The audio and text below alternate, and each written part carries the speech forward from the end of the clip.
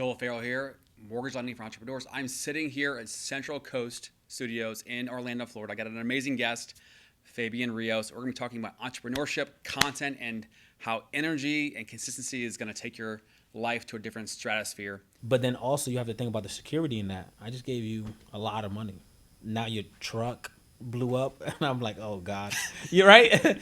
And then there was even times when I first started my business as a handyman, I didn't have gas money. The people paid me my cut of the check just to start the project. I didn't have enough money to get to their house. They didn't know that. I'm like, hey, listen, my tire blew. They can't find my tire. It's a special key. I had to make up some stuff, and I hate lying with a passion. But there's times that sometimes you just can't do nothing. And then what happens when, dude, you lose your car key? How aggravating it is. You're like in motion. Da, da, da. I remember once I came home for lunch. I'm there. Da, da, da. I'm having tile set. But after it sets, you can't, I was grouting it. You can't leave grout on a tile too long. It would literally destroy the tile. It's my first time. Like my first few times doing tile, I really wasn't experienced. And I'm like, I'll run to my house. It's 3 minutes away. Come back. I ran to my house. All of a sudden, I made food, and I'm running out the door. I'm like, where's my keys? I spent 30 minutes looking for my keys. Losing my mind. So frustrated. I'm cursing at myself. I'm kicking everything in my way. Finally go back to the car. It's still inside my car. So, yeah, I end up going and leaving my car keys inside the house, in the car. I was so frustrated, so mad. I end up going back to the project, and the tiles, the grout on the tile dried up the tiles. So now I'm like, oh, it's an easy fix. I wipe it down with water. Nope. I put more water. Nope. I end up destroying the tiles. I had to scrub, and I bought 5-6 different chemicals, and none of them worked. And it's just something so simple destroyed my day. But I think that's some of the challenges inside, kind of like the negative parts or whatever, or the challenges inside entrepreneurship. It could be the smallest things that would irk you and get you so frustrated. But sometimes too is like if you want to scale, you have to learn to, to overcome that. Your emotional state is, emotional balance is huge. Another thing I would say is produce, and you have to believe in yourself. Yeah. Sometimes you do content, you're like, oh, my hair, my this, my that, and we're the only ones who care. The audience is like, I don't even care about his hair. He looks good. She looks good. This, that. And we critique ourselves so much so that we'll eventually not want to produce. So it's the fight. Wake up. Make a routine. Make this thing happen. Encourage yourself. I know that, like in my world, deals blow up. Things come up out of the blue. And in days where you have 5 deals blowing up at the same time, and then people calling you wanting answers, and I don't have answers, and like, the stress builds, and it's like calls are coming in, and you're like, I can't talk to you right now because I don't have an answer. And it's like the choice of, hey, I don't have an answer yet, but I'll call you. Just people will just want to know that you're working on it. Come on. You might not have all the answers. They just want the communication. You become a just therapist. Push through it. That's right. Yeah. Push through the process and just keep on going. But like coming back to, because like in my world, like we're 100% commission. Business is slow, then it's fast, then it's slow. I mean, it's a complete cycle. And so when you're talking about not wanting to take that bigger deal with Disney earlier, I can relate to that because like in my world, like you want to get all the business you can. That's right. When it's there, because you don't know when it's going to be there again. So when you expand like that, there's going to be things that you miss in terms of process or communication, and that's just part of the process. You got to just learn with it and deal with it. And that's right. So in that moment, though, coming to that choice, I mean, why? How did that make sense in that moment to move that way and not take that deal? It was almost like a double-edged sword. It was a huge smile on my face. I'm like, I feel like the man. Not only did I get inside the door, but they offered me to actually remodel. So not only repair the cabinets and all that stuff, now can you actually fully renovate this whole building? And this is huge. So in my head, I'm like, damn, this feels phenomenal. I don't necessarily, that's a huge job for me. That would have been like a $500,000 job, right? They're talking about gutting out the whole thing, redoing.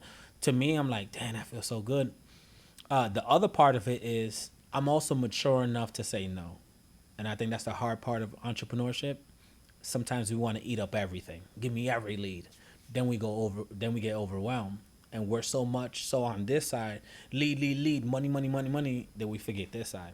hold on, where's the day off for yourself? Where's the mental stability? Where's the balance in life and work?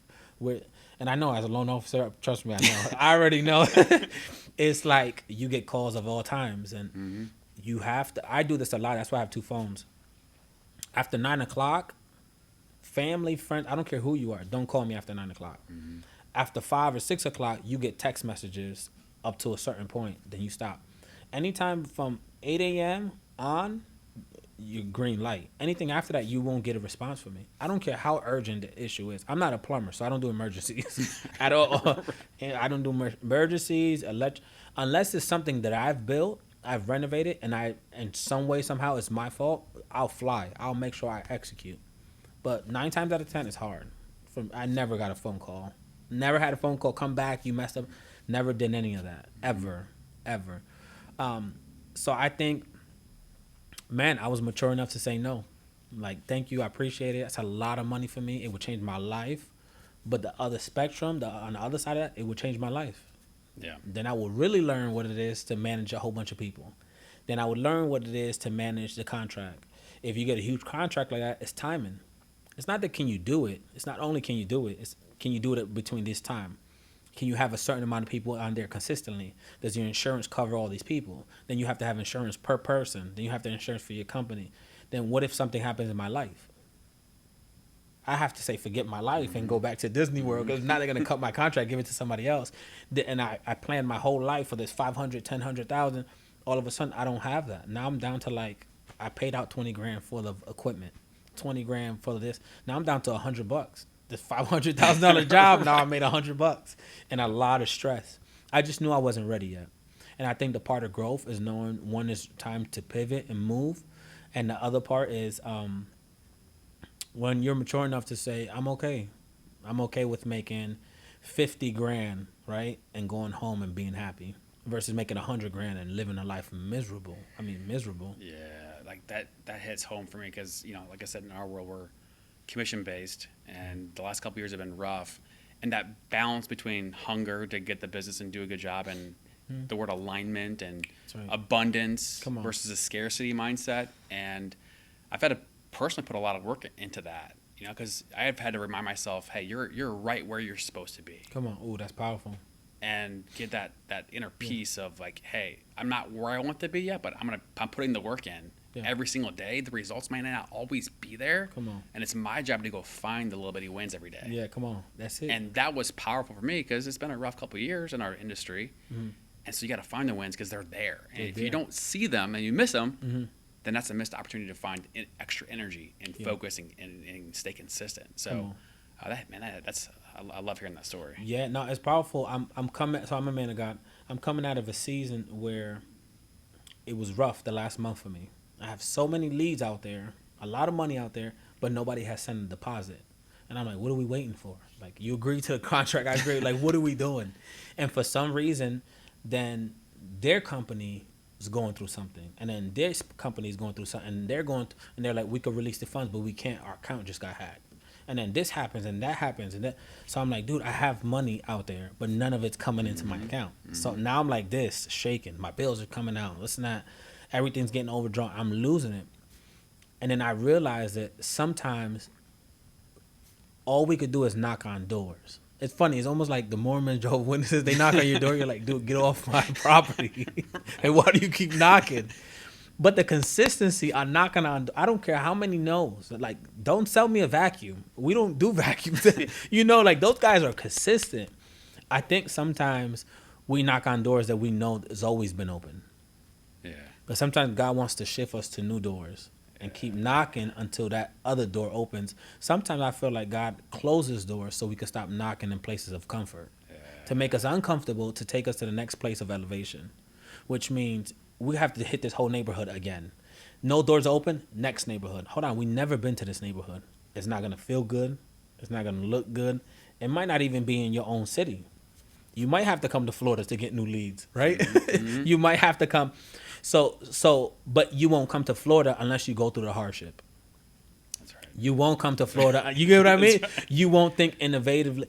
There's a guy named Damian John. He has a book called, he's actually one of the sharks on Shark Tank, right? He has a book called The Power of the Underdog. And he talks about it. He goes, when I was now as a millionaire, he goes, I want to start a clothing brand. 1 week, I'll spend $1 million on designers, this and that, creatives. Let's launch these first 5 shirts. He goes, and within 2 weeks, we put it live, another meal to market it, brand and all that. On the 3rd week, if we make no sales based on the first meal, he goes, I shut down the whole operation. I just took a loss of $2 million. So what? I have the money. He goes, but when I didn't have no money, I was still trying to promote to LL Cool J and all these famous people. He goes, I turned my mom's house into a studio where we started. I bought 5 sewing machines. I had my friends start sewing material for me. He goes, I didn't have money for the sewing machines. I made my mom take a loan out of her house to buy me the sewing machines. He goes, I made my mom's living room into a factory. He goes, I would sneak inside and jump over the fence of all these famous concerts and tell the artists, please put this on, please put this on. He literally got locked up because LL Cool J called the cops on him multiple times for knocking on his door, soliciting. He goes, bro, lock me up again. It's okay. He goes, but I'll be here every day until you wear my stuff on your music video. He did. He ended up starting a clothing line called Fubu. Fubu ended up becoming Coogee. Coogee, Biggie Smalls, and all these rappers started wearing it. He started off by not taking a no. Mm-hmm. He kept knocking. Somebody's going to open up this door, right? Mm-hmm. But it was birthed out of this place of the power of the underdog. Nobody knows me, but they need to know who I am.